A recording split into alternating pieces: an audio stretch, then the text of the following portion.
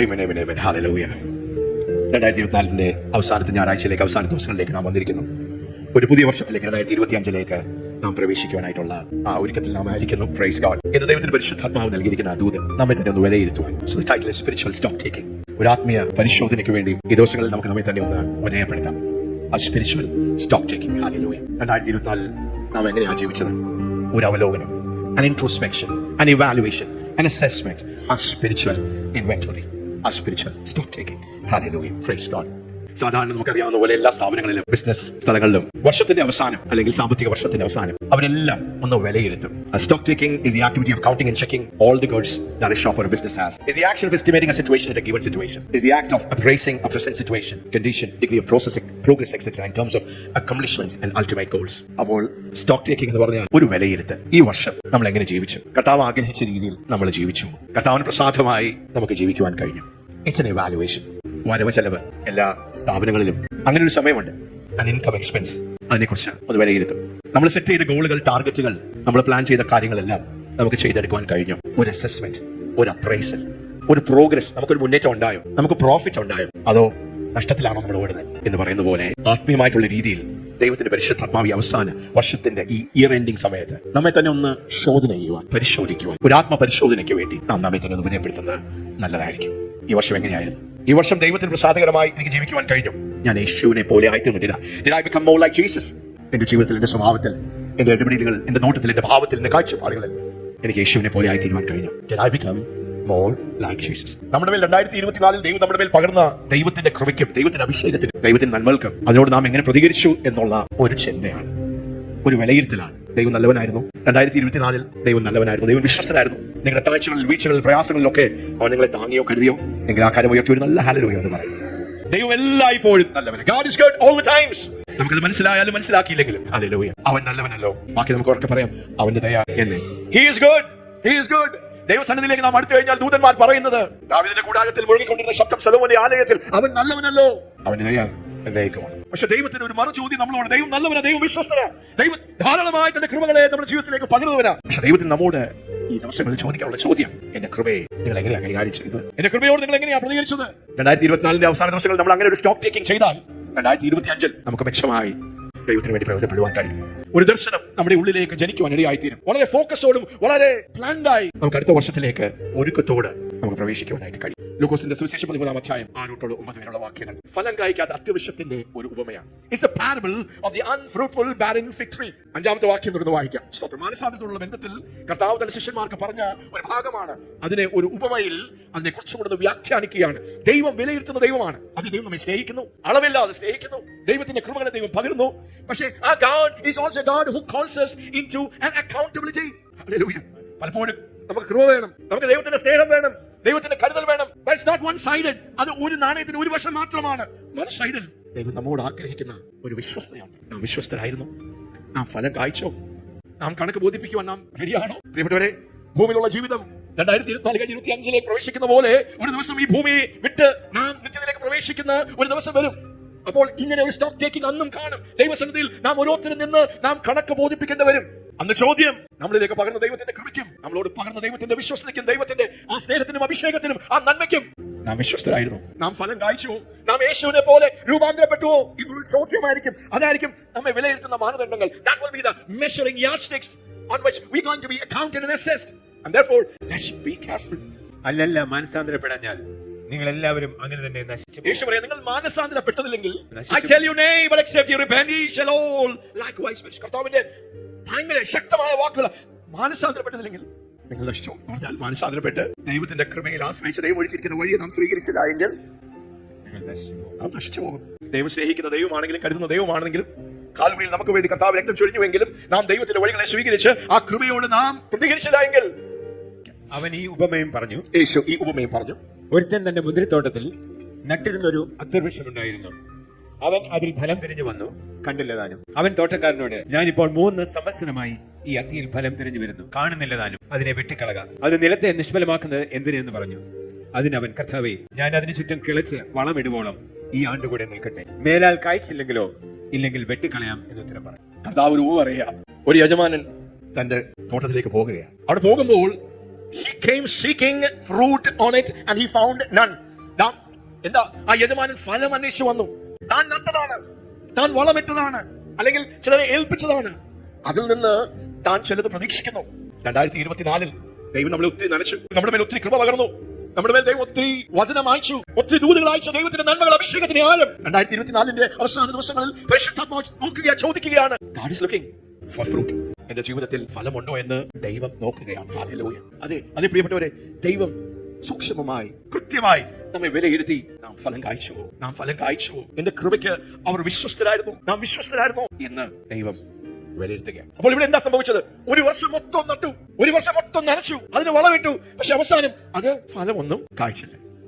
എന്ത് വേദനയേറിയ, വിഷമമേറിയ, പരിതാപകരമായ ഒരു അവസ്ഥയാണ്. Hallelujah. No fruit. God looks for fruit. But if he finds no fruit, it pains him. അപ്പോൾ അങ്ങനെ ഒരു വർഷം കഴിഞ്ഞു, 2 വർഷം കഴിഞ്ഞു, 3 വർഷം കഴിഞ്ഞപ്പോൾ താൻ പറയുകയാണ്, 3 വർഷമായിട്ടും ഇത്രമാത്രം അതിലേക്ക് കൃപ പകർന്നിട്ടും, കരുതൽ പകർന്നിട്ടും, വളമിട്ടിട്ടും, വെള്ളമിട്ടിട്ടും അത് ഫലം കായ്ച്ചില്ലല്ലോ. അതുകൊണ്ട് അവിടെ ഉപയോഗിച്ചിരിക്കുന്ന വാക്ക് ഭയങ്കര കഠിനമായ, cut it down. Why should we allow that tree to use up the ground? ആ നിലത്തിന്റെ ആ നന്മ അത് ഉപയോഗിച്ച് പ്രയോജനമില്ലാതെ എന്തിന് ആ മരം അവിടെ നിൽക്കണം? പിതാവും പുത്രനും തമ്മിലുള്ളൊരു സംസാരമായി നമുക്ക് കാണാം. നമ്മുടെ ജീവിതത്തെ നാം ഒന്ന് വിലയിരുത്തുവാൻ, ഒരു ആത്മപരിശോധനയ്ക്ക് ഇത് പ്രാർത്ഥിച്ചതുപോലെ, ദൈവമേ എന്നെ നന്നായി ഒന്ന് ശോധന ചെയ്ത് ഞാൻ എന്റെ അവസ്ഥകളൊന്ന് അറിയട്ടെ. അങ്ങയുടെ നന്മയ്ക്കും അങ്ങയുടെ കൃപയ്ക്കും അങ്ങ് ആഗ്രഹിക്കുന്ന രീതിയിൽ was I pleasing? Am I pleasing in your eyes? Have I borne fruit? Praise God. Hallelujah. അപ്പോൾ അവിടെ കൃപയുടെ ഉറവിടമായ കർത്താവ് പറയുക, അപ്പനോട് പറയുക, അപ്പ ഒരു വർഷം കൊണ്ട് നമുക്ക് നോക്കാം, ഞാൻ വീണ്ടും കിളയ്ക്കാം, ഞാൻ വീണ്ടും വളമിടാം, ഞാൻ വീണ്ടും പ്രയത്നിക്കാം, ഞാൻ വീണ്ടും. God is a God of first chance, a second chance, a third chance, a fourth chance. Hallelujah. വെട്ടിക്കളയാൻ ഇഷ്ടപ്പെടുന്ന ഒരു ദൈവമല്ല, പക്ഷെ ദൈവത്തിന്റെ ഹൃദയം ആ ഉപമയിലൂടെ, ആ പാരബിളിലൂടെ നാം ഒന്ന് മനസ്സിലാക്കുവാൻ ദൈവം നമ്മെ സഹായിക്കട്ടെ. That God is interested in fruit. പലപ്പോഴും നമ്മൾ കൃപയുടെ മറ്റൊരു സൈഡാണ് നാം മനസ്സിലാക്കുന്നത്. But there is another side to grace. God says, will you be responsible? Will you be accountable? 2024 നാം ഫലം കായ്ച്ചു, നാം ദൈവത്തിന് പ്രസാദമുള്ള ഫലം കായ്ച്ചു. ഹല്ലേലൂയ. അതുകൊണ്ട് തന്നെ നാം മനസ്സിലാക്കുന്ന ദൈവത്തിന്റെ ആ ഒരു ഭാഗം നാം നന്നായി മനസ്സിലാക്കുക. ഹല്ലേലൂയ. ദൈവം നമ്മെ സൂക്ഷ്മമായി പരിശോധിക്കുകയും വിലയിരുത്തുകയും, ഹല്ലേലൂയ, ഒരു രീതിയിൽ പറഞ്ഞു കഴിഞ്ഞാൽ ദൈവം നമുക്ക് മാർക്കിടുകയും ചെയ്യുന്ന ഒരു ദൈവമാണ്. Our Father desires and expects that. Hallelujah. നമ്മെ വിധിക്കാനല്ല, അത് ദൈവത്തിന്റെ സ്വഭാവമാണ്. ദൈവത്തിനുള്ള സകലതും വളരണമെന്നും ഉയരണമെന്നും ഫലം കായ്ക്കണമെന്നും ഫലപ്രദമായ ഒരു ജീവിതത്തിന്റെ ഉടമയായ ദൈവമായിരിക്കുന്ന പോലെ ദൈവത്തിന്റെ മക്കൾ അങ്ങനെ ആയിരിക്കണമെന്ന് ദൈവത്തിന് നിർബന്ധമാണ്. അതുകൊണ്ട് തന്നെ നമ്മുടെ ജീവിതത്തിൽ ഫലം കായ്ക്കാത്ത എന്തെങ്കിലും അവസ്ഥ ഉണ്ടെങ്കിൽ, എന്തെങ്കിലും സാധ്യതകൾ, സാഹചര്യങ്ങൾ ഉണ്ടെങ്കിൽ, വിഷയങ്ങൾ ഉണ്ടെങ്കിൽ, അതിനെ നാം ക്രമീകരിച്ച് നാം ഫലം കായ്ക്കുവാൻ നാം തമ്മിൽ തന്നെ ഒന്ന് ഒരുക്കണമെന്ന് ദൈവം ആഗ്രഹിക്കുന്നു. ആമേൻ. ലൂക്കോസ് സുവിശേഷം 19-ാം അധ്യായം 11-ാമത്തെ വാക്യം, 11 പെട്ടെന്ന് വായിക്കാം. താലന്തുകളുടെ ഉപമയാണ്. It's a parable of 10 minas. അവൻ ഇത് കേട്ടുകൊണ്ടിരിക്കുമ്പോൾ യേശു ശിഷ്യന്മാരുടെ യെരുശലേമിലേക്ക് യാത്ര ചെയ്യുകയാണ്.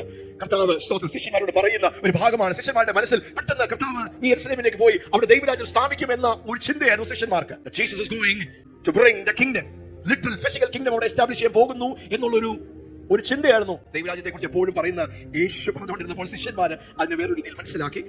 അതിനോടനുബന്ധിച്ച് കർത്താവ് പറഞ്ഞ വേറെ ഒരു ഉപമയാണ്, താലന്തുകളുടെ ഉപമ. അവൻ യെരുശലേമിൽ സമീപിച്ചിരിക്കാനും ദൈവരാജ്യം ക്ഷണത്തിൽ വെളിപ്പെടുമെന്ന് അവർക്ക് തോന്നുകയാലും അവൻ ഒരു ഉപമയോട് കൂടെ അവരോട് പറഞ്ഞു. വീണ്ടും യേശു ഒരു കഥ പറഞ്ഞ്, ഒരു ഉപമ പറഞ്ഞ് അവരോട് ഒരു ആത്മീയ സത്യം അവർക്ക് പരിചയപ്പെടുത്തി കൊടുക്കുകയാണ്.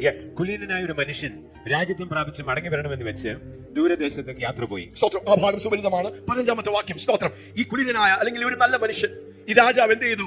ചിലരെ വിളിച്ചു, ചിലർക്ക് 10, ചിലർക്ക് 5, ചിലർക്ക് 1, ഇങ്ങനെ താലന്തുകളെ കൊടുത്തു. പിന്നെ താൻ തന്റെ യാത്രയിൽ പോയി. പക്ഷെ കുറെ വർഷങ്ങൾ കഴിഞ്ഞ് താൻ മടങ്ങി വന്ന് കൊടുത്തതിന് ഒരു കണക്ക് ബോധിപ്പിക്കുന്ന ഒരു സമയം, a time to settle the accounts. പലതും ദൈവം നമ്മുടെ കയ്യിൽ ഏൽപ്പിച്ചിട്ടുണ്ട്. താലന്തുകൾ, കൃപകൾ, അവസരങ്ങൾ, റിസോഴ്സുകൾ, പൈസ, സമ്പത്ത്, ആരോഗ്യം, വിദ്യാഭ്യാസം, വ്യത്യസ്തമായ കാര്യമാണ് ദൈവം നമുക്ക് നൽകിയിരിക്കുന്നത്. ഹല്ലേലൂയ. പക്ഷെ ദൈവം ഈ ഉപമയിലൂടെ നമ്മോട് ഇടപെടുവാൻ ആഗ്രഹിക്കുന്ന ഈ വർഷത്തിന്റെ അവസാന ദിവസങ്ങളിൽ I am a God who takes accounts. Because ദൈവത്തിന് ഒരു റിവാർഡിംഗ്, ദൈവം എല്ലാവരെയും സ്നേഹിക്കുന്നു, ദൈവം എല്ലാവരും ഉയരണമെന്ന് ആഗ്രഹിക്കുന്നു. പക്ഷേ ദൈവരാജ്യത്തിൽ ദൈവത്തിന്റെ വഴികളുണ്ട്, വ്യത്യസ്തമായ കൃപകളാണ് ദൈവം നമുക്ക് ഓരോരുത്തർക്കും ദൈവം നമ്മളെ ഏൽപ്പിച്ചിരിക്കുന്നത്. 15-ാമത്തെ വാക്യം നമുക്ക് വായിക്കാം. അവൻ രാജ്യത്വം പ്രാപിച്ച് മടങ്ങി വന്നപ്പോൾ താൻ ദ്രവ്യം കൊടുത്തിരുന്ന ദാസന്മാർ വ്യാപാരം ചെയ്ത് എന്ത് നേടിയെന്ന് അറിയേണ്ടതിന് അവനെ വിളിപ്പാൻ കൽപ്പിച്ചു. 2024 നമുക്ക് ഇങ്ങനെ ഒന്ന് കാണാം. ദൈവം നമ്മളെല്ലാം വിളിച്ചു കൂട്ടി. ദൈവം ഈ വർഷം മൊത്തം ദൈവം നമുക്ക് നൽകിയിരിക്കുന്ന കാര്യങ്ങളെ കുറിച്ച് ഒരു റിപ്പോർട്ട് ചോദിക്കുക.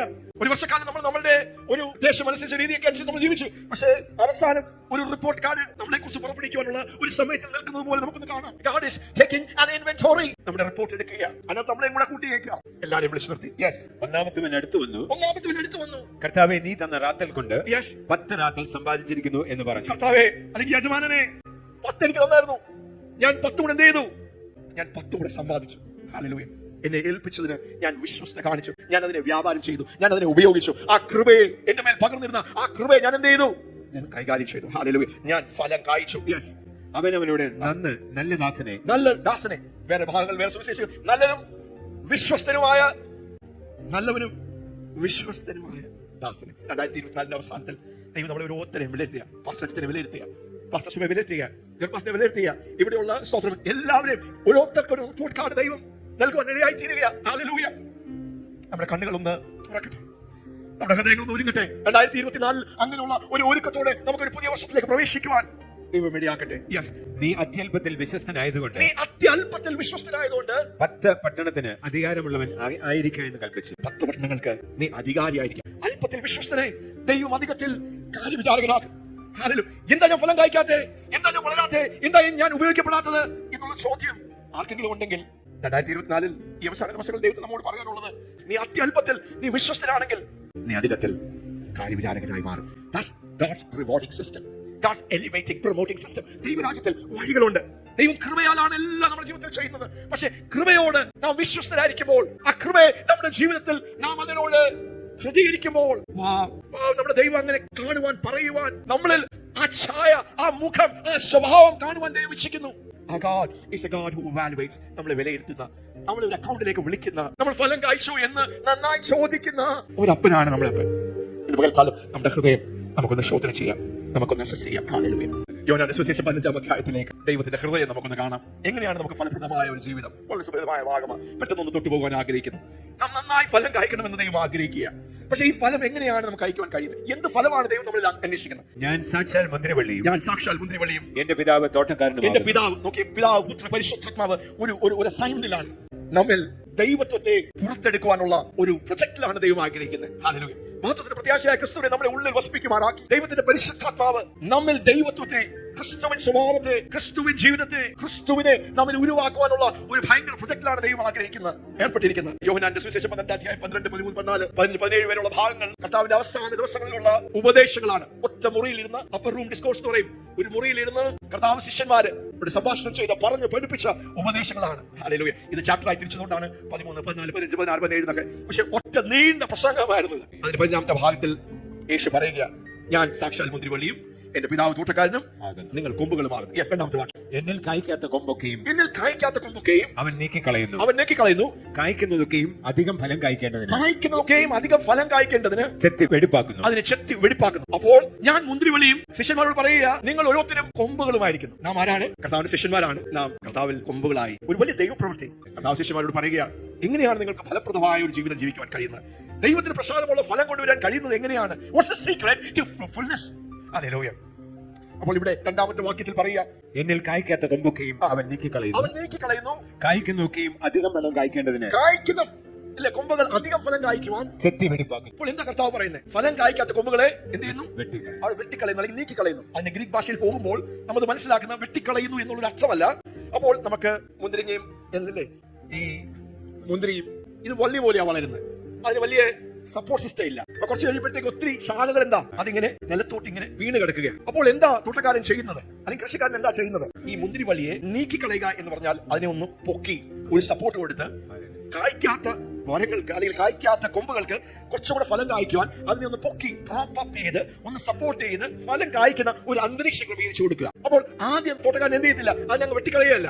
1 വർഷം, 2 വർഷം, 3 വർഷം, പിന്നെ ഒരു 4 വർഷം, പിന്നെ ഗ്രേസ് അപ്പോൺ ഗ്രേസ് ഒത്തിരി കഴിഞ്ഞിട്ടും ഈ കേൾക്കുന്ന ദൈവവചനത്തോട് പ്രതികരിക്കാതെ നാം ആയിരിക്കുമ്പോൾ ഈ കൃപയുടെ സമയത്തിൽ അവസാനം വരെ നമ്മുടെ വാതിക്കൽ ഇങ്ങനെ മുട്ടിക്കൊണ്ടിരിക്കുക.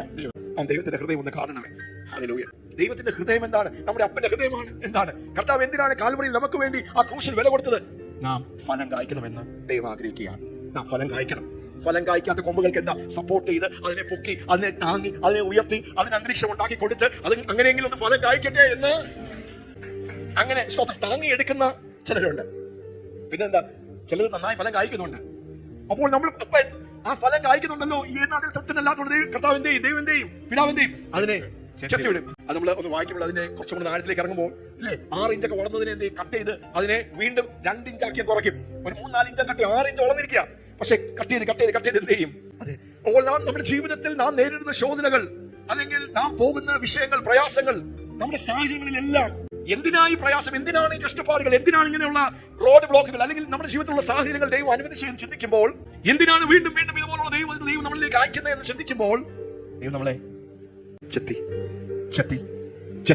വെടിപ്പാക്കുകയാണ്. നാം എങ്ങനെയെങ്കിലും കുറച്ച് ഫലം കായ്ക്കണം, അതിൽ തൃപ്തനല്ല നമ്മുടെ അപ്പൻ. 2024 അവസാന ദിവസങ്ങളിൽ God wants us to bear not just fruit, He wants us to bear more fruit, He wants us to bear much fruit, He wants us to bear fruit that lasts for all eternity.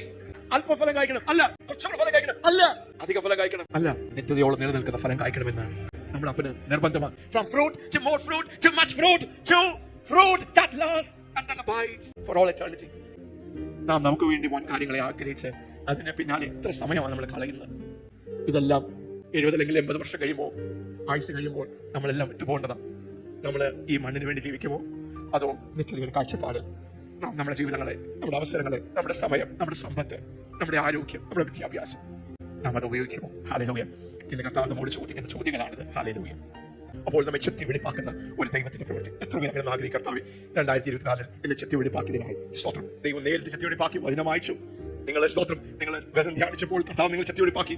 ദേവദാസന്മാരിലൂടെ നിങ്ങളുടെ മേൽ സ്തോത്രം hallelujah പുറത്തുനിന്ന് വരുന്ന സ്തോത്രം മനുഷ്യർ മാത്രമല്ല, നിങ്ങൾ നന്നായി അറിഞ്ഞ്, നിങ്ങളുടെ ജീവിതത്തിന്റെ അവസ്ഥകൾ നന്നായി അറിഞ്ഞ്, ഏറ്റവും നല്ല തോട്ടക്കാരനല്ലേ തന്റെ തോട്ടത്തെ കുറിച്ച് ഏറ്റവും നല്ല രീതിയിൽ അറിയാവുന്നു? പുറത്തു വരുന്ന ഒരു വ്യക്തിക്കാണോ തന്റെ തോട്ടത്തെ കുറിച്ച് അറിയാവുന്നു? അല്ല, തോട്ടത്തിൽ ദിവസവും ജോലി ചെയ്യുന്ന, പ്രവർത്തിക്കുന്ന, അധ്വാനിക്കുന്ന, വേലെടുക്കുന്ന ഒരു തോട്ടക്കാരൻ നിങ്ങളുടെ മേൽ ദൈവമാക്കി വെച്ചിരിക്കുന്ന ദൈവത്തിന്റെ അധികാരികൾക്കായി, ശുശ്രൂഷന്മാർക്കായി, അവരുടെ നിങ്ങളുടെ ജീവിതത്തിൽ നിങ്ങളെ ചെത്തി വെടിപ്പാക്കുവാൻ, നിങ്ങളുടെ ദൈവത്തിന്റെ വഴിയിൽ നിന്ന് വളർത്തുവാൻ, ദൈവത്തിന്റെ കാഴ്ചപ്പാടുള്ളവരായി വളർത്തിയെടുക്കുവാൻ, ദൈവത്തിന് നല്ല ഫലം കായി ആ കല ഉയർത്തി നമുക്ക് പറയാം. കർത്താവേ 2025 അങ്ങനെ ക്രിസ്തുവിൽ നിന്നുള്ളവാകുക, ക്രിസ്തു കേന്ദ്രിതമായ ഒരു ജീവിതം, ക്രിസ്തുവിന്റെ സ്വഭാവമുള്ള ഒരു വ്യക്തി. ഞാൻ യേശുവിനെ പോലെ ഒരു രൂപാന്തരത്തിൽ എന്നെ കാണുമ്പോൾ hallelujah, oh I can see Jesus. ഞാൻ ഈ വ്യക്തിയിൽ യേശുവിനെ കാണുന്നു. ആ സംസാരത്തിൽ, ആ സ്വഭാവത്തിൽ, ആ കാഴ്ചപ്പാടിൽ, ആ ഡീലിംഗ്സിൽ, ആ പെരുമാറ്റത്തിൽ, ആ താഴ്മയിൽ, ആ ക്ഷമിക്കുന്നതിൽ, ആ സ്നേഹിക്കുന്നതിൽ, ഔദാര്യമായി കൊടുക്കുന്നതിൽ, wow, I can see Jesus. എത്ര പേര് അങ്ങനെ ആഗ്രഹിക്കും? ഹല്ലേലൂയ. അതെങ്ങനെയാണ് സാധ്യമാകുന്നത്? 4-5 വാക്യത്തിൽ സ്വന്തം കർത്താവ് പറയുന്ന വളരെ കാതലായ ഒരു ഭാഗമാണ്. നമുക്ക് പെട്ടെന്ന് യോഹന്നാന്റെ സുവിശേഷം 15-ാം അധ്യായം 4-5 വാക്യങ്ങൾ നമുക്കൊന്ന് വായിക്കാം. എന്നിൽ വസിപ്പീൻ, ഞാൻ നിങ്ങളിലും വസിക്കും. കൊമ്പിന് മുന്തിരിവള്ളിയിൽ വസിച്ചിട്ടല്ലാതെ സ്വയമായി കയ്പാൻ കഴിയാത്തതുപോലെ എന്നിൽ വസിച്ചിട്ടല്ലാതെ നിങ്ങൾക്ക് കഴിയുകയില്ല. ഞാൻ മുന്തിരിവള്ളിയും നിങ്ങൾ കൊമ്പുകളുമായിരിക്കും. ഒരുത്തൻ എന്നിലും ഞാൻ അവനിലും വസിക്കുന്നുവെങ്കിൽ അവൻ വളരെ ഫലം കായ്ക്കും. എന്നെ പിരിഞ്ഞ് നിങ്ങൾക്കൊന്നും ചെയ്യുവാൻ. Hallelujah. So what's the secret to a God of fruitfulness? ദൈവം ആഗ്രഹിക്കുന്ന രീതിയിൽ ഒരു ഫലപ്രദമായ ജീവിതം നമുക്ക് എങ്ങനെ ജീവിക്കാൻ കഴിയും? What's the secret? What's the key to divine fruitfulness? അതൊരു വാക്കിലാണ് പരിശുദ്ധാത്മാവ് യോഹന്നാൻ അപ്പോസ്തലനോട് വെളിപ്പെടുത്തുന്നത്. Abide. ആ വാക്ക് ഈ ഭാഗത്ത് 1 തൊട്ട് യോഹന്നാന്റെ സുവിശേഷം 1:16 വരെ, 15-ാം അധ്യായം 1-16 വരെ ഏകദേശം 10 പ്രാവശ്യമാണ് ആ വാക്ക് ഉപയോഗിച്ചിരിക്കുന്നത്. Abide. എന്നിൽ വസിക്കുക. ഞാൻ നിങ്ങളിലും, നിങ്ങൾ എന്നിലും വസിച്ചാൽ നിങ്ങൾ അധികം ഫലം കായ്ക്കും. Abide 10 times. ഒരു പ്രാവശ്യം പറഞ്ഞാൽ തന്നെ ഭയങ്കരമാണ്.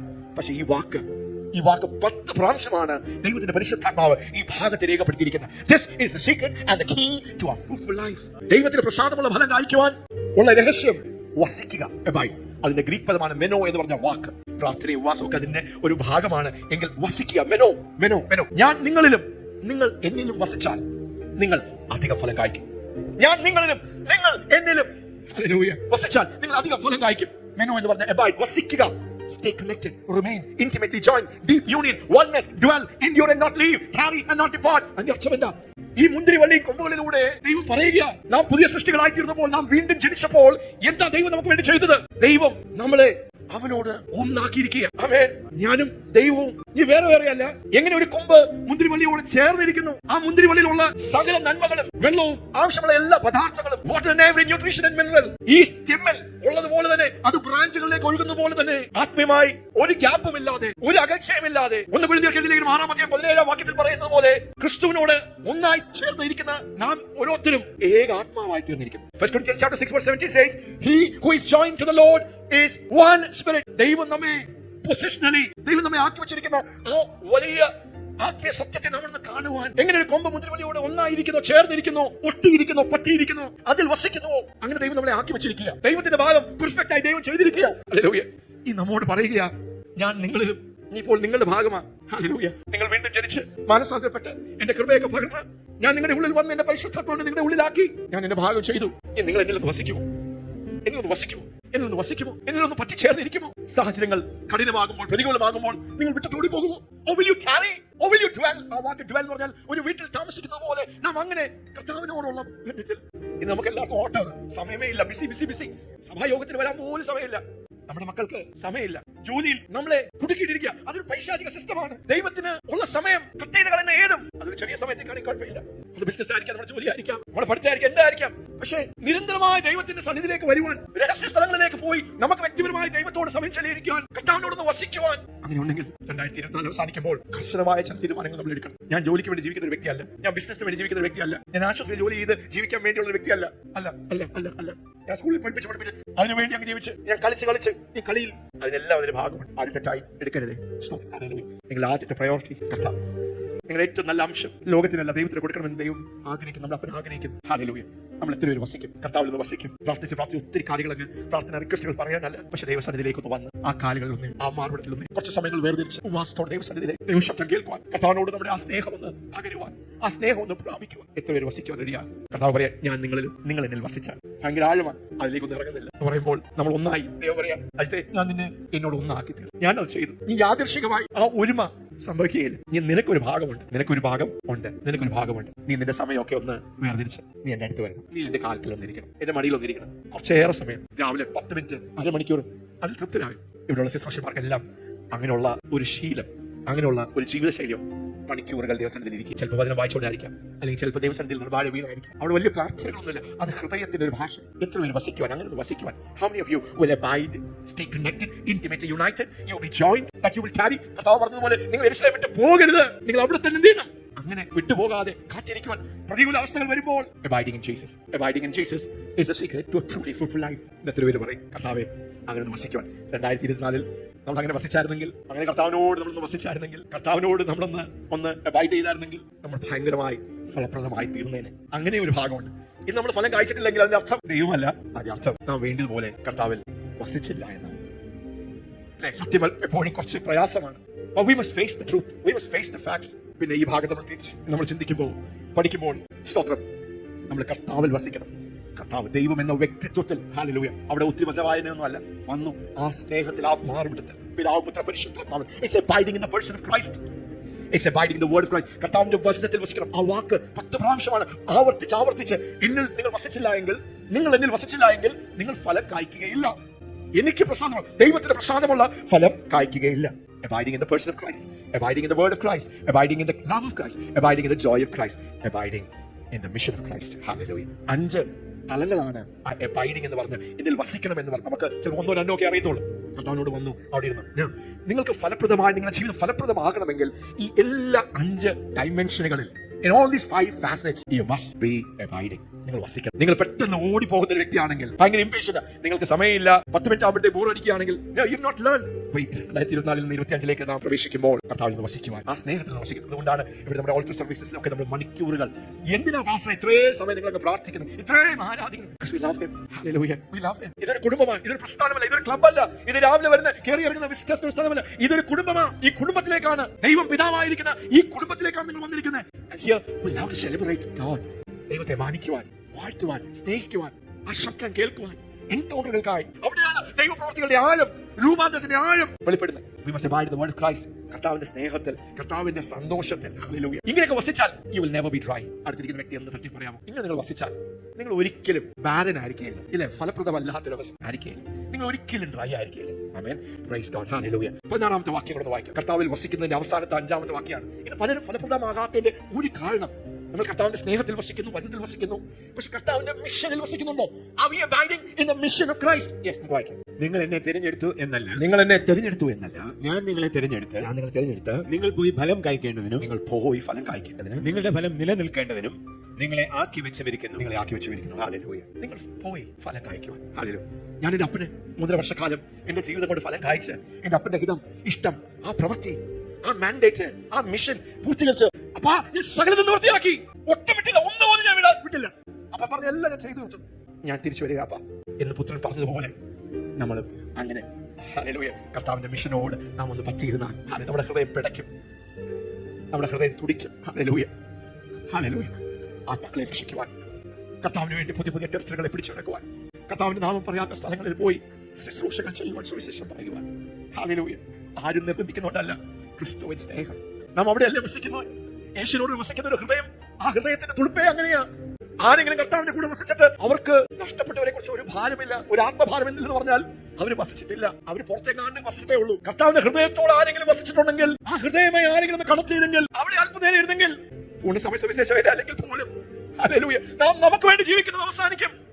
അത് നമ്മുടെ 2ാമത്തെ പ്രയോറിറ്റി ആയി മാറും. നമ്മുടെ യുവത്വം 2024 പ്രവേശിക്കുമ്പോൾ ഹല്ലേലൂയ നാം നമ്മുടെ മക്കളെ കുറിച്ച്, മക്കളെ യൗവനക്കാരെ, will you give your life for Christ? കർത്താവിന്റെ വേലയ്ക്ക് വേണ്ടി, കർത്താവിന്റെ ശുശ്രൂഷകൾക്ക് വേണ്ടി ഹല്ലേലൂയ നമ്മൾ നമ്മളെ തന്നെ കൊടുക്കും. ആമേൻ. Praise God. എന്ത് ഫലമാണ് കർത്താവ് അന്വേഷിക്കുന്നത്? അതുകൊണ്ട് ചിന്തിച്ച് നമുക്ക് അവസാനിപ്പിക്കാം. In what fruit? 2024 did we bear fruit? നാം ഫലം കായ്ച്ചു. എന്ത് ഫലമാണ്?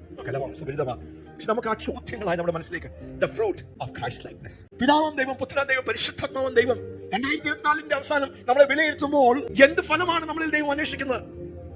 ഒരു തോട്ടക്കാരൻ വന്ന് ഫലമുണ്ടോ എന്ന് അത്തിയിൽ അന്വേഷിച്ചതുപോലെ നമ്മളിൽ അന്വേഷിക്കുമ്പോൾ, അജിത്തിൽ അന്വേഷിക്കുമ്പോൾ ആദ്യത്തെ ഫലം എന്താണ് അന്വേഷിക്കുന്നത്? 2024 ഞാൻ ക്രിസ്തുവിനെ പോലെ ആയി. Have I become more like Christ? 1 പത്രോസിന്റെ ലേഖനം 2-ാം അധ്യായം 21-23 വരെയുള്ള വാക്യം നമുക്ക് വായിക്കാം. നാം യേശുവിന്റെ പാദങ്ങൾ പിന്തുടർന്നു. Have I followed in the footsteps of Jesus? ആ കാൽച്ചുവടുകളിലേക്ക് ഞാൻ നടന്നു. ക്രിസ്തുവിന്റെ സ്വഭാവമുള്ള ഒരു വ്യക്തിയായി കഴിഞ്ഞ വർഷത്തേക്കാൾ 2024 എന്റെ സ്വഭാവം, എന്റെ കാഴ്ചപ്പാടുകൾ, എന്റെ നോട്ടം, എന്റെ ഭാവം have I become? ആ ചോദ്യം നമ്മൾ ചോദിക്കണം. ഈ ദിവസങ്ങളിലൊക്കെ നിങ്ങൾ നിങ്ങളോട് ചോദിക്കണം, ഞാൻ യേശുവിനെ പോലെ ആയിട്ട്. ആ ചോദ്യം എഴുതി നിങ്ങൾ നിങ്ങളോട് ചോദിക്കണം. ഹല്ലേലൂയ. ഏതൊക്കെ മേഖലകളാണ് നമുക്കൊന്ന് ശ്രദ്ധിക്കാം. 1 പത്രോസ് 2:21-23 വരെയുള്ള വാക്യങ്ങൾ. അതിനായിട്ടല്ലോ നിങ്ങളെ വിളിച്ചിരിക്കുന്നത്. ക്രിസ്തു നിങ്ങൾക്ക് വേണ്ടി കഷ്ടം അനുഭവിച്ചു. ക്രിസ്തുവും നിങ്ങൾക്ക് വേണ്ടി കഷ്ടം അനുഭവിച്ചതുപോലെ നിങ്ങൾ അവന്റെ കാൽച്ചുവട് പിന്തുടരുവാൻ, നിങ്ങൾ അവന്റെ കാൽച്ചുവടുകൾ പിന്തുടരുവാൻ ഒരു മാതൃക വെച്ചേറ്റ് പോയിരിക്കുന്നു. ക്രിസ്തു നമുക്ക് വേണ്ടി ഒരു മാതൃക വെച്ചിട്ടുണ്ട്. Christ is our example. ഹല്ലേലൂയ. പ്രതികൂലങ്ങളുടെയും പ്രയാസങ്ങളുടെയും പീഡനങ്ങളുടെയും മധ്യത്തിൽ നമുക്ക് വേണ്ടി ഒരു മാതൃക കർത്താവ് വെച്ചിട്ടുണ്ട്. Christ suffered for us, leaving us an example that we should follow his footsteps. 2024 ആ കാൽപാതകളിൽ നമ്മൾ നടന്നു. അങ്ങനെ നടക്കാൻ പറ്റിയോ? തുറന്നു വായിക്കാം. അവൻ പാപം ചെയ്തിട്ടില്ല, അവൻ പാപം ചെയ്തിട്ടില്ല, അവന്റെ വായിൽ വഞ്ചന ഒന്നും ഉണ്ടായിരുന്നില്ല, അവന്റെ വായിൽ വഞ്ചന ഒന്നും ഉണ്ടായിരുന്നില്ല, തന്നെ ശകാരിച്ചിട്ട് പകരം ശകാരിക്കാതെ, തന്നെ ശകാരിച്ചതിന് പകരം ശകാരിക്കാതെ, കഷ്ടം അനുഭവിച്ചിട്ട് ഭീഷണം പറയാതെ, കഷ്ടം അനുഭവിക്കുമ്പോഴും ഭീഷണം പറയാതെ ന്യായമായി വിധിക്കുന്നുവെങ്കിൽ കാര്യം ഫലമേൽപ്പിക്കത്രേ ചെയ്തത്. Hallelujah. When he was reviled, he reviled not again. When he suffered, he threatened not, but he committed himself to him that judgeth righteously.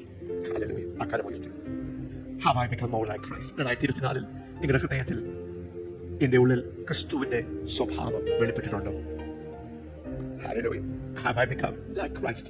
എന്റെ ആറ്റിറ്റ്യൂഡിൽ, എന്റെ മൈൻഡ് സെറ്റിൽ, എന്റെ പെർസ്പെക്റ്റീവ്സിൽ, എന്റെ അംബിഷനിൽ, എന്റെ ഡ്രീംസിൽ, എന്റെ ഡിസയറിൽ have I become more like Jesus? രണ്ടാമത് എന്ത് ഫ്രൂട്ടാണ് കർത്താവ് അന്വേഷിക്കുന്നത്? ദൈവം അന്വേഷിക്കുന്നത് the fruit of the spirit. ഗലാത്യർക്ക് എഴുതിയ ലേഖനം 5-ാം അധ്യായം 22-23 വാക്യങ്ങൾ പെട്ടെന്ന് ഓടിച്ചു വായിക്കാം. ഹല്ലേലൂയ. ചോദ്യം, നാം കർത്താവിന്റെ പരിശുദ്ധാത്മാവിന്റെ ഫലത്തിൽ 9 ഫലമുണ്ട്. പരിശുദ്ധാത്മാവ് the 9th fruit of the Holy Spirit. The 9th fruit of the Holy Spirit. പരിശുദ്ധാത്മാവിന്റെ 9 ഫലത്തിൽ 2024 നാം വളർന്നുവോ? പെട്ടെന്ന് ഓടിച്ചു വായിക്കാം. ആത്മാവിന്റെ ഫലമോ സ്നേഹം, സന്തോഷം, സമാധാനം, ദീർഘക്ഷമ, ദയ, പരോപകാരം, വിശ്വസ്തത, സൗമ്യത, ഇന്ദ്രിയജയം. നമ്മളൊരു ടെസ്റ്റ് ഇട്ടാൽ ടേക്ക് ദ ടെസ്റ്റ്. ഒരു ടെസ്റ്റ് നിങ്ങൾക്ക് തന്നെ ഇടുക. വേറെ ആർക്കും വേണ്ടി വിലയിരുത്തണ്ട. സ്തോത്രം. നിങ്ങളുടെ ശുശ്രൂഷന്മാർ, നിങ്ങൾക്ക് വേണ്ടി നിങ്ങളെ മെന്റർ ചെയ്യുന്നവർ, നിങ്ങളെ സ്തോത്രം കർത്താവിൽ വളർത്തുന്നവർ, അവർ നിങ്ങളുടെ കൂടെ ഇരുന്ന് ഒന്ന് വിലയിരുത്തി തരാൻ നിങ്ങൾ പറഞ്ഞു കഴിഞ്ഞാൽ അവർ നല്ലോണം വിലയിരുത്തി തരും. സ്തോത്രം. ഹല്ലേലൂയ. നിങ്ങളെ സഹായിക്കും. പക്ഷെ നിങ്ങൾക്ക് വേണ്ടി ഒരു ടെസ്റ്റ് ഇട്ടാൽ മതി. Have I grown in love? ഞാൻ സ്നേഹത്തിൽ വളർന്നു. 2024 ക്രിസ്തുവിന്റെ സ്നേഹം. Have I grown in love? ആ ഫലം എന്നിൽ നിന്ന് പുറപ്പെട്ടു. ദി അഗാപ്പെ ലവ്, ദൈവത്തിന്റെ നിസ്വാർത്ഥമായ വ്യവസ്ഥകളില്ലാത്ത അഗാപ്പെ സ്നേഹം. ഹാവ് ഐ ഗ്രോൺ ഇല്ല? നമുക്ക് നമ്മളോട് ചോദിച്ചു നോക്കാം. അതോ നമ്മളെ സ്നേഹിക്കുന്നവരെ മാത്രമേ നമ്മൾ സ്നേഹിക്കത്തുള്ളൂ? നമ്മൾ നല്ലോണം ട്രീറ്റ് ചെയ്യുന്നവരെ മാത്രമേ നമ്മൾ നല്ലോണം ട്രീറ്റ് ചെയ്യത്തുള്ളൂ? Have I grown in Christ love? Have I grown in the love of the Holy Spirit? പരിശുദ്ധാത്മാവിന്റെ സ്വഭാവമായിരിക്കുന്ന ആ സ്നേഹത്തിൽ സന്തോഷം, ജോയ് ജോയ് ജോയ് ജോയ്. ഇന്ന് പലർക്കും സന്തോഷമില്ലാത്തതിന്റെ കാരണം കർത്താവിന്റെ കൂടെ വസിച്ചിട്ടില്ല. സാഹചര്യങ്ങളാണ് എല്ലാം നിയന്ത്രിക്കുന്നത്. നല്ലൊരു കാര്യം നടക്കുമ്പോൾ ഭയങ്കര എക്സൈറ്റ്മെന്റ്, പ്രയാസം വരുമ്പോൾ എല്ലാം ഒരു ബലൂണിന്റെ കാറ്റ് പോയതുപോലെ. പലപ്പോഴും നമ്മുടെ ജീവിതത്തിൽ സാഹചര്യം അങ്ങനെയാ, നമ്മുടെ ആരംഭമൊക്കെ അങ്ങനെയാ അല്ലേ? ആരംഭമൊക്കെ അങ്ങനെയാ. പക്ഷെ കർത്താവിൽ വസിക്കുമ്പോൾ, അവിടെ ആ മാർവിടത്തിൽ നമ്മൾ അങ്ങ് കിടക്കുമ്പോൾ, ആ കാൽപാദങ്ങൾ നമ്മൾ കിടക്കുമ്പോൾ, ഹല്ലേലൂയ, പിന്നെ സാഹചര്യങ്ങളല്ല നിയന്ത്രിക്കുന്നത്. ആറ്റരികത്ത് നട്ടിരിക്കുന്ന വൃക്ഷം പോലെ നിങ്ങൾ പച്ചയായിരിക്കും. അത് വേനൽക്കാലം വന്നാലും അവിടെ വരൾച്ച വന്നാലും അതിന് ലേശവും തട്ടുകയില്ല. ജീവിതത്തിന്റെ പ്രതികൂലമായ സാഹചര്യത്തിൽ കുറച്ചൊക്കെ വിഷമം കാണും. പക്ഷെ അതൊക്കെ അങ്ങോട്ട് പുറത്തോട്ട് തള്ളി നിങ്ങളെ കാണുമ്പോൾ ആ സന്തോഷം പറയുന്ന സന്തോഷമല്ല. അത് നിങ്ങളുടെ മുഖത്ത്, അത് നിങ്ങളുടെ കൈകളിൽ, നിങ്ങളുടെ നിൽപ്പിൽ, നിങ്ങളുടെ നോട്ടത്തിൽ, നിങ്ങളുടെ ഫ്ലാഗ് വീശുന്നതിൽ, നിങ്ങളുടെ കൈയടിയിൽ, നിങ്ങളുടെ അന്യഭാഷകൾ പറയുന്നതിൽ, നിങ്ങളുടെ ആരാധനയിൽ. വാ വാ വാ. കർത്താവ് സഹായിക്കട്ടെ. സ്തോത്രം. നമ്മുടെ സമാധാനം, വിഷയങ്ങൾ നമ്മുടെ സമാധാനത്തെ അങ്ങ് അല്ലേ? അല്ലെ, ഇന്ന് ഈ ലോകത്തിൽ നമ്മൾ കാണുന്ന ഇവിടുത്തെ ആൾക്കാർ ഭയങ്കരമായിട്ട് റെസ്റ്റ്ലെസ് ആണ്. പറഞ്ഞു കഴിഞ്ഞാൽ അവർക്ക് തീരെ സ്വസ്ഥതയില്ല. അവരെ കാണുമ്പോഴത്തേക്ക് വെപ്രോളമാണ്, ഭീതിയാ, ഭയമാ. പക്ഷെ അവിടെ വസിച്ചാൽ എന്താ കർത്താവ് ആഗ്രഹിക്കുന്നത്? അത്തിയിൽ ഫലമുണ്ടോ എന്ന് അന്വേഷിച്ചതുപോലെ നമുക്ക് നമ്മളോട് ചോദിച്ചു നോക്കാം. Have I grown? നാം വന്നിട്ടില്ല എങ്കിൽ, അല്ലെങ്കിൽ ഫലം കുറവാണെങ്കിൽ, നമുക്ക് കർത്താവിന്റെ അടുക്കിലേക്ക് ഒന്ന് വന്ന് കർത്താവിനോട് പറയാം, കർത്താവേ, 2024 കർത്താവ് ആഗ്രഹിച്ച പോലെ എനിക്ക് വളരുവാൻ കഴിഞ്ഞില്ലല്ലോ. I make a decision, I make a choice. ഞാനൊരു തീരുമാനം എടുക്കണം. 2025 കർത്താവെ അങ്ങ് വാല്യൂ ചെയ്യുമ്പോൾ അടുത്ത വർഷം എന്റെ ജീവിതത്തിന്റെ അവസ്ഥ ഇതുപോലെ ആയിരിക്കുകയില്ല. അങ്ങയുടെ സ്നേഹത്തിൽ, സന്തോഷത്തിൽ, സമാധാനത്തിൽ, പരോപകാരത്തിൽ, ദയയിൽ, ഹല്ലേലൂയ, ഇന്ദ്രിയ ജയത്തിൽ, എല്ലാ മേഖലകളിൽ, 9 മേഖലകളിൽ, 9 dimensions, 9 facets. I want to be excelling. Hallelujah. എനിക്ക് നല്ല ഫലം കാണണം. മനുഷ്യ വിലയിരുത്തുമ്പോഴല്ല, ദൈവമേ അങ്ങ് വിലയിരുത്തുമ്പോൾ ക്ഷമിക്കുവാൻ ആ മേഖലയിൽ നാം വളർന്നിട്ടുണ്ടോ? താഴ്മയിൽ, സൗമ്യതയിൽ, ദൈവസന്നിധിയിൽ സമയം ചെലവഴിക്കുന്നതിൽ, പ്രാർത്ഥനയിൽ, വചനധ്യാനത്തിൽ, ഉപവാസത്തിൽ, ഹല്ലേലൂയ, നാം വളർന്നിട്ടുണ്ടോ? Have we grown in the area of taking time with God? Have we grown in the time with word? ദൈവവചനം പഠിക്കുവാൻ, വായിക്കുവാൻ, ധ്യാനിക്കുവാൻ. In the area of fasting, hallelujah. മൂന്നാമത്തെ ഫലം, the fruit of winning souls. ആത്മാക്കളെ നേടുവാനുള്ള ആ ഫലം. ദൈവരാജ്യത്തിൽ ആത്മാക്കളെ നേടുവാനുള്ള ഫലം. കർത്താവിന്റെ ജീവിതം നമ്മൾ അന്വേഷിക്കാൻ, ഒന്ന് നോക്കിയാൽ, ഒന്ന് പഠിച്ചാൽ, സിമ്പിൾ ആയിട്ട് നോക്കിയാൽ, കർത്താവ് എന്താ ഈ 3 വർഷക്കാലം ചെയ്തത്? കർത്താവിന്റെ കാലിലും കിടക്കുമായിരുന്നു. പലപ്പോഴും നമ്മൾ കാര്യത്തെ അതിന്റെ ബിഗ് പിക്ചർ കാണാത്തതുകൊണ്ട് എപ്പോഴും കർത്താവ് പിതാവിന്റെ കാലിലും കിടക്കുമായിരുന്നു. പക്ഷെ തന്നെ ഭൂരിഭാഗം സമയവും ദൈവത്തിന്റെ മിഷനെ പൂർത്തീകരിക്കുവാനുള്ള ആ ഒരു ഹൃദയത്തിന്റെ ഓട്ടത്തിലായി. He knew the time was short. ആത്മാക്കളെ ജയിക്കുവാൻ, ദൈവരാജ്യത്തെ മുന്നേറ്റുവാൻ. The fruit of winning soul in God's kingdom. അടുത്ത ഫലം ദൈവം ആഗ്രഹിക്കുന്ന എന്താ? The fruit of discipleship. ഒരു ശിഷ്യനായി നാം വളർന്നുവോ? ശിഷ്യത്വത്തിൽ നാം മറ്റുള്ളവരെ വളർത്തിയോ? The fruit of discipleship and discipling others. ശിഷ്യത്വത്തിന്റെ ആ ജീവിതത്തിൽ നാം വളർന്നുവോ? മറ്റുള്ളവരെ ശിഷ്യന്മാരാക്കുന്ന ആ പ്രക്രിയയിൽ ആ ഫലം നാം കായ്ച്ചു. അഞ്ചാമത്തെ അവസാനത്തെ, hallelujah, the fruit of advancing God's kingdom mandate. ദൈവരാജ്യത്തിന്റെ മാൻഡേറ്റിനെ ഞാൻ എന്റെ സഭയെ പണിയും, പാതാള ഗോപുരങ്ങൾ അതിനെ ജയിക്കുകയില്ല. ദൈവരാജ്യത്തിന്റെ സുവിശേഷം ഭൂമിയുടെ അറ്റത്തോളം പ്രസംഗിക്കപ്പെടും. The fruit of advancing God's kingdom. ഈ 5 ഫാസറ്റുകളിൽ, 5 മേഖലകളിൽ പരിശുദ്ധാത്മാവ് നമ്മെ വിലയിരുത്തുമ്പോൾ നാം ഫലം കായ്ച്ചു. ക്രിസ്തുകേന്ദ്രിതമായ, ക്രിസ്തു സ്വഭാവമുള്ള ഫലം കായ്ച്ചു. പരിശുദ്ധാത്മാവിന്റെ 9 ഫലങ്ങൾ കായ്ച്ചു. ആത്മാക്കളെ നേടുവാനുള്ള ഫലം കായ്ച്ചു. ശിഷ്യത്വത്തിന്റെ പാതയിൽ ദൈവരാജ്യത്തെ മുന്നേറ്റുവാനുള്ള ഫലം കായ്ച്ചു. ഹല്ലേലൂയ. നമുക്ക് നമ്മുടെ തന്നെ കർത്താവിലേക്ക് ഏൽപ്പിക്കാം. കർത്താവേ, ഇങ്ങനെ വ്യക്തമായ അങ്ങയുടെ ശബ്ദം ഞാൻ കേട്ടു. അങ്ങ് എന്താ ആഗ്രഹിക്കുന്നു? അങ്ങ് എന്നിൽ ചിലത് അന്വേഷിക്കുന്നു എന്ന് എനിക്ക് ബോധ്യമായി. അങ്ങനെ ബോധ്യമായുള്ള 2 കാര്യം ഉയർത്തിപ്പിടിച്ചു കർത്താവേ ഞാൻ സമർപ്പിക്കുന്നു. ഞാൻ അങ്ങയുടെ ശബ്ദം കേട്ടു.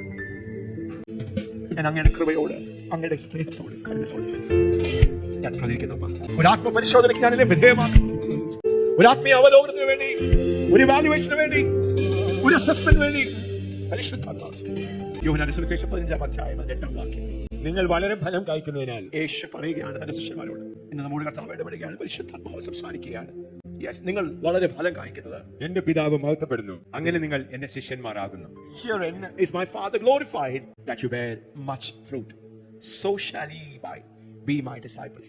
Herein is my Father glorified, that you bear much fruit, and you prove by that you are my disciples. നിങ്ങൾ വളരെ ഫലം കായ്ക്കുന്നതിനാൽ എന്റെ പിതാവ് മഹത്വപ്പെടുന്നു, അങ്ങനെ നിങ്ങൾ എന്റെ ശിഷ്യന്മാരാകും. അങ്ങനെ നിങ്ങൾ എന്റെ ശിഷ്യന്മാർ. നാം ഫലം കായ്ക്കുമ്പോൾ, അധികം ഫലം കായ്ക്കുമ്പോൾ പിതാവ് മഹത്വപ്പെടുക എന്ന് പറഞ്ഞ് പിതാവ് മഹത്വപ്പെടുക. The Father is glorified. പിതാവ് മഹത്വപ്പെടുക. നാം ഫലം കായ്ക്കുമ്പോൾ, when your lives bear abundant fruit, you demonstrate that you are my mature disciples who glorify my Father. When your lives bear abundant fruit, you demonstrate that you are my mature disciples who glorify my Father. ആ കാര്യം ഒന്ന് ഉയർത്തിപ്പിടിച്ച് നമുക്ക് പറയാം, കർത്താവേ അധികം ഫലം കായ്ക്കണം. ക്രിസ്തുവിന്റെ സ്വഭാവത്തിന്റെ ഫലം കായ്ക്കണം. ആത്മാവിന്റെ ഫലമുള്ള ഫലം കായ്ക്കണം. ആത്മാക്കളെ നേടുവാനുള്ള ഫലം കായ്ക്കണം. ശിഷ്യത്വത്തിൽ വളരുവാൻ പറ്റുന്ന ശിഷ്യന്മാരാക്കുവാനുള്ള ആ ഫലം കായ്ക്കണം. ദൈവരാജ്യത്തിലെ മാൻഡേറ്റുകളെ പൂർത്തീകരിക്കുന്ന ഫലം കായ്ക്കണം. അല്പസമയം നമ്മുടെ ശബ്ദങ്ങളെ ഉയർത്തി പറയാം, കർത്താവേ നമ്മുടെ ഹൃദയത്തിന്റെ ആഴത്തിൽ നമുക്ക് പറയാം, God, I want to be fruitful. I want to bear fruit. You want me to be fruitful. ഈ പുതിയ വർഷത്തിലേക്ക് ഞങ്ങൾ പ്രവേശിക്കുമ്പോൾ കർത്താവേ, ദൈവസഭയായി Apostolic Living Faith Church ഞങ്ങളുടെ എല്ലാ മക്കളും ശുശ്രൂഷകളും കർത്താവിന് വേണ്ടി അധികം ഫലം കായ്ക്കുവാൻ, അധികം ഫലം കായ്ക്കുവാൻ, അധികം ഫലം കായ്ക്കുവാൻ, അങ്ങനെ ഞങ്ങളുടെ അപ്പൻ മഹത്വപ്പെടുവാൻ യേശുവേ അങ്ങ് പ്രാർത്ഥിച്ചതുപോലെ സ്വർഗ്ഗസ്ഥനായ ഞങ്ങളുടെ പിതാവേ, അങ്ങയുടെ നാമം മഹത്വപ്പെടണം. സ്വർഗ്ഗത്തിലുള്ളതുപോലെ ഭൂമിയിലും അങ്ങയുടെ ഹിതം ഞങ്ങളുടെ ഭാരതത്തിൽ അങ്ങയുടെ ഹിതം നിറവേറും.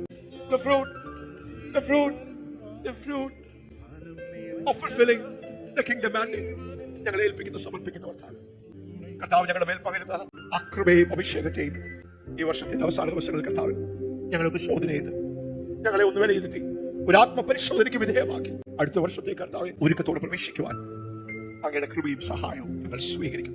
അങ്ങയുടെ തിരുത്തൽ ഞങ്ങൾ സ്വീകരിക്കും.